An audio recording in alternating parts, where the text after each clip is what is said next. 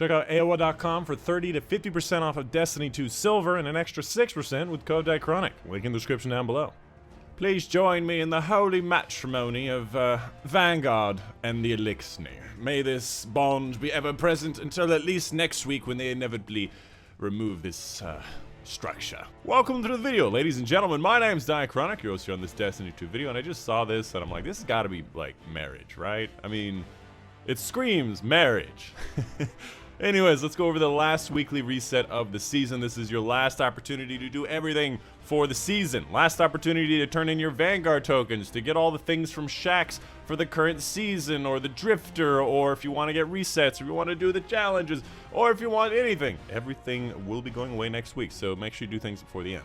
Obviously, a lot of things will carry on. If you want to do a Master Vogue, you just have to get to the right power level next season, and you can probably do it then, for example. But if you want to take a selfie in front of this beautiful structure, you have until next season, probably. Whoa, fancy. I would say the Sunshot ornaments are on point. Like, all three of them that I have now are all on point. Right, moving on with the weekly reset. Starting out first, let's talk about the Nightfall Ordeal, which this week is going to be the Fallen Saber. It's going to be the big shank at the very end. This is going to be the Cosmodrome mission from Destiny 1, and obviously I would recommend Legend for the 100k. And I believe this week it's going to be the Sniper, the Uzume, although I did hear some people talk about it last week, so if it's not a sniper, then it's the fusion rifle. You know what, in hindsight, I remember people talking about how they got a roll, so it's probably the fusion rifle. And of course, again, this is your last opportunity to do Grandmaster Nightfalls for the season and get your Conqueror status if you do not have it, so go do it this week. The Vanguard burn this week is going to be Void Cinch. The rotating Crucible playlist is going to be Clash. Up next for the Europa stuff, first up, the Empire Hunt is going to be the Dark Priestess. God, I keep going on my Warlock and the simulation is never there.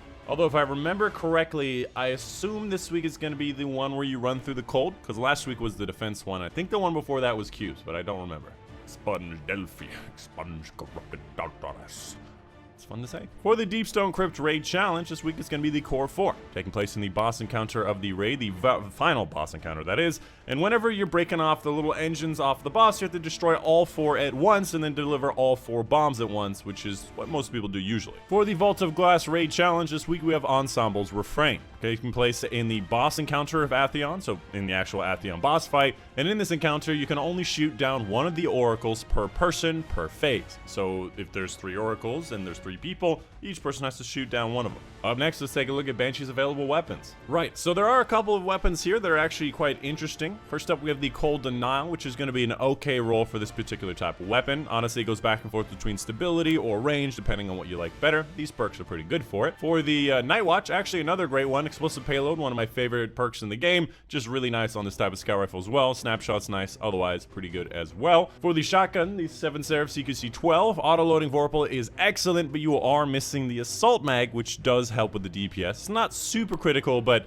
you could probably get away with this. Definitely a great roll, just one away from being perfect. After that, we have the WISHBRINGER. Not really a lot of great stuff here. Not really that great of an archetype of weapon for the rapid fires. Falling Guillotine, great weapon, although we usually want Relentless Whirlwind. Otherwise, it's okay. And then finally, Eternity's Edge, which cannot technically have Relentless Whirlwind. So I think this is up there as far as what you want, but just not a great weapon in general. Although it looks kind of cool. Definitely like the gold. I like the gold. Up next for Eververse's inventory, showing off the different Bright Dust purchases. And again, just as a reminder, if you want to buy anything from the seasonal stuff, this is the last week to do it. A lot of these things are going to be sticking around. I think some of them probably will, but not all of them are going to be sticking around. So if you wanted any of the things, including these seasonal stuff from Eververse, you really do have to get it before the end of the season. All right, so for the Bright Dust section, first up, we have Let Me Investigate, which is exactly what you think. Has a little googly eyeball, which I think is kind of fun. Next up after that, we have That's the One, where, you know, are there bubbles above that? Oh, the bubbles came from the Let Me Investigate. There's bubbles coming from his pipe. Oh, I like the bubbles. Anyways, after that, we have the Ghost Projection of Atheon. We have the shader from APOSEMATISM, which actually not that bad. Could definitely work on certain weapons and armor. For the other Bright Dust section, we have Splish Splash. All right, with the big ass boots on your big ass boots. This is a fun one for sure.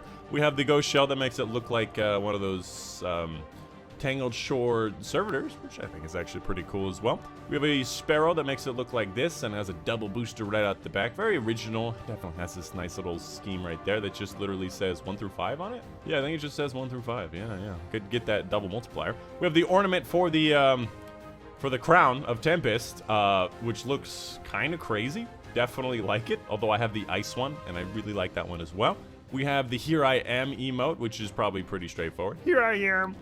We also have the ornament for the Xenophage, which I believe Alpha at the beginning of the season was like, look at this sexy beast, and now finally she's selling it for only $12.50 actually. So if you like the Xenophage, this is probably pretty good. I think I'm just gonna go ahead.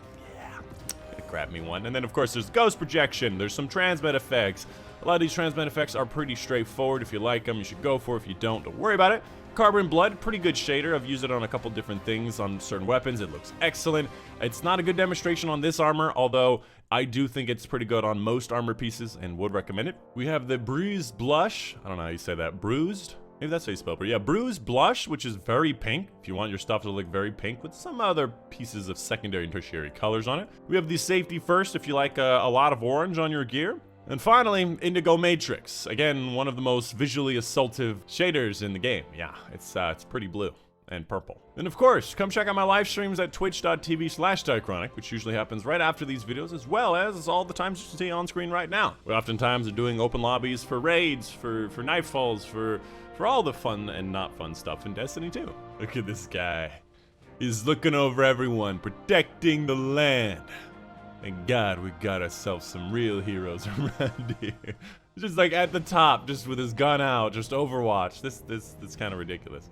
A big thank you to my patrons on Patreon. Specifically, a big thank you to Medibudu, Mom and Dad, Nick, Dr. Strange, Doe Smith, Monday, Steve Bachmus, Raymond Shonen, Uno Panther, Casey Reagan, for that support on Patreon. And that's it. My name's Dychronic, and I'll see you guys on the next one.